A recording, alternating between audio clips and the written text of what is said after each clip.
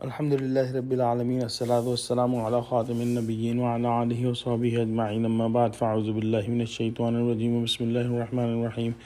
قال الله تعالى في سورة النساء: ولا تنكحوا ما نكح آباؤكم من النساء إلا ما قد سلف إنه كان فاحشة ومقتا وساء سبیلا۔ ترجمہ: اور جن عورتوں سے تمہارے باپ نے نکاح کیا ہو ان سے نکاح مت کرنا مگر جاہلیت میں جو ہو چکا سو ہو چکا، یہ نہایت بے حیائی اور خدا کی ناخوشی کی بات تھی اور بہت برا دستور تھا۔ اسباب نزول میں نقل ہوا ہے کہ یہ آیت حسن بن ابی قیس کے بارے میں نازل ہوئی، جس نے اپنے باپ کی بیوی سے نکاح کرنا چاہا۔ نیز اسود بن خلف اور صفوان بن امیہ نے اور بھی 2-3 افراد کے نام لکھے ہیں جو باپ کی بیوی سے نکاح کرنے کے مرتکب ہوئے۔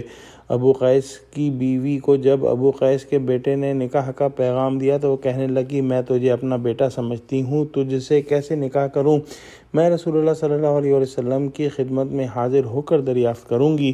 چنانچہ وہ حضرت صلی اللہ علیہ وسلم کی خدمت میں حاضر ہوئیں اور بات سامنے رکھی۔ اس پر اللہ سبحانہ وتعالی نے یہ آیت نازل فرمائی: زمانہ جاہلیت میں لوگ مرنے والے باپ کی بیوی سے نکاح کر لیتے تھے۔ ابتدا اسلام میں بعض ایسے واقعات پیش آئے، پھر ہمیشہ کے لیے باپ کی بیوی سے نکاح کرنا اللہ سبحانہ وتعالی نے حرام قرار دے دیا۔ واضح رہے کہ کسی بھی عورت سے کسی شخص نے نکاح کر لیا، صرف نکاح کر لینے سے ہی وہ عورت اس شخص کے بیٹوں پر حرام ہو گئی۔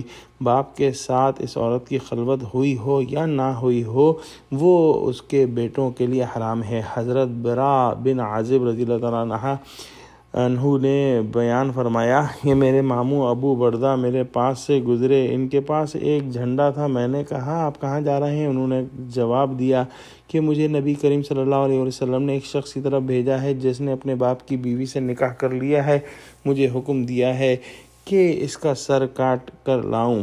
دعا کرتے ہیں کہ اللہ سبحانہ وتعالی ہم کو قرآن کا فہم عطا فرما اور ہم کو قرآن کے احکام پر عمل کرنے والا بنا۔